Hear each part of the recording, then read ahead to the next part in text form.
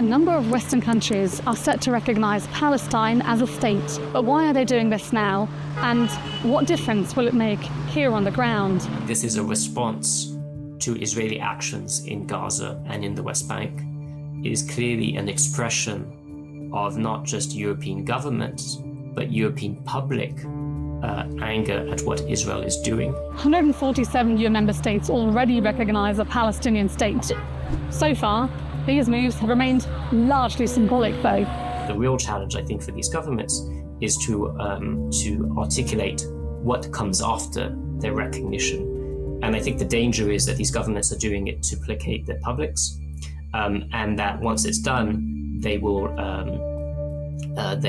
move on to something else. But recognition alone won't change the reality on the ground. The real problem is the Israeli current political leadership, which is absolutely ideologically dead set against it, and the lack of effective Palestinian leadership that is legitimate in the eyes of its people. The Israeli leadership has condemned the moves to recognise a Palestinian state, saying it rewards Hamas terror. But France, the UK, Australia and many other countries hope it could push the Israelis and the Palestinians toward a political process.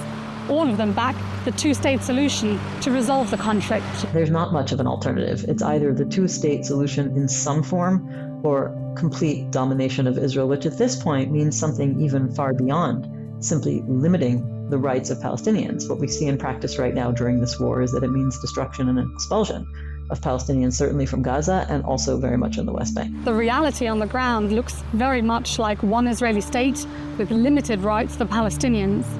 Israel today de facto controls much of the occupied West Bank, which makes up the heart of a future Palestinian state. Consecutive Israeli governments have kept building illegal settlements here, where some 700,000 settlers now live in violation of international law. When you speak with Palestinians, as things stand in this de facto one-state reality, they will tell you they want equal rights. But a lot has to happen to make that possible. And I think, whether you're talking about one state or two states with equal rights, those steps, at least for now, look the same, because it's ultimately about, again, how you strengthen Palestinian agency, representation, Palestinian institution, PLO, but also how you increase costs on Israel to shift its own calculations towards deoccupation. The EU Commission, for its part, has put a plan on the table to partially suspend its free trade agreement with Israel. It would also sanction far-right ministers Itamar Ben-Gvir and Bezalel Smotrich. But it's far from clear whether member states will pass the package, and a big question mark looms over whether sanctions could go further. With fears growing, it could rock the boat with the US, Israel's staunchest ally.